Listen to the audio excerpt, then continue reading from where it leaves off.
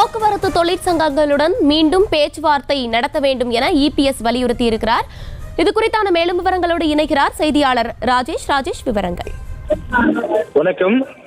பல்வேறு எதிர்கட்சி சங்கங்கள் நாளை முதல் போக்குவரத்து நிறுத்தப்படும், நாங்கள் வாகனங்களை இயக்க மாட்டோம், அதாவது அரசு பேருந்துகளை இயக்க மாட்டோம் என்று போராட்ட அறிவிப்பை வெளியிட்டிருக்கிறார்கள். இதனால் பொங்கல் பண்டிகைக்கு சொந்த ஊர்களுக்கு செல்லக்கூடிய பொதுமக்களுக்கு சிரமம் ஏற்படும் என்று தகவல் வெளியாகி இருக்கிறது. இந்த நிலையில் போக்குவரத்து தொழிலாளர்களுடைய அந்த கோரிக்கை என்ன என்பதை கேட்டறிந்து அவர்களுடைய கோரிக்கையை உடனடியாக நிறைவேற்ற வேண்டும், அது தொடர்பான பேச்சுவார்த்தையை மீண்டும் தொடங்க வேண்டும் என்று எதிர்க்கட்சி தலைவர் எடப்பாடி பழனிசாமி வலியுறுத்தியிருக்கிறார். போக்குவரத்து தொழிற்சங்கங்களுடைய குறைந்தபட்ச கோரிக்கையை ஏற்று தமிழக மக்கள் சொந்த ஊரில் சென்று பொங்கல் பண்டிகையை கொண்டாடக்கூடிய வகையில் அரசு போக்குவரத்து கழக தொழிற்சங்கங்களை மீண்டும் அழைத்து பேச்சுவார்த்தை நடத்த வேண்டும் என எடப்பாடி பழனிசாமி கோரிக்கை விடுத்திருக்கின்றார்.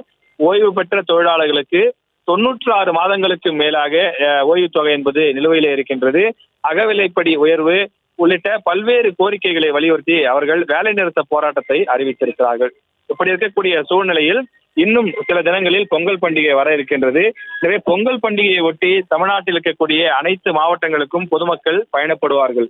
எனவே பொதுமக்கள் தங்களுடைய சொந்த கிராமங்களுக்கு சென்று பொங்கல் பண்டிகையை உற்சாகமாக கொண்டாடுவதற்கு ஏதுவாக எந்த விதமான தடங்களும் இல்லாமல் அரசு பேருந்துகள் இயங்குவதை தமிழக அரசு உறுதி செய்ய வேண்டும் என எதிர்க்கட்சி தலைவர் எடப்பாடி பழனிசாமி கேட்டுக்கொண்டிருக்கிறார். எனவே தொழிற்சங்கங்களுடைய கோரிக்கை என்ன என்பது தொடர்பாக அவர்களை அழைத்து பேசி சுமூகமான ஒரு தீர்வு காண வேண்டும். அவர்கள் அழுத்தத்தோடு இருக்கக்கூடாது, அவர்கள் வேலைநிறுத்த போராட்டத்தில் ஈடுபடக்கூடாது. அதற்கு ஏற்ப தமிழக அரசு முடிவு செய்ய வேண்டும். அதற்கான ஒரு பேச்சுவார்த்தையை மீண்டும் தொடங்க வேண்டும் என எடப்பாடி பழனிசாமி அவர்கள் கேட்டுக்கொண்டிருக்கிறார்.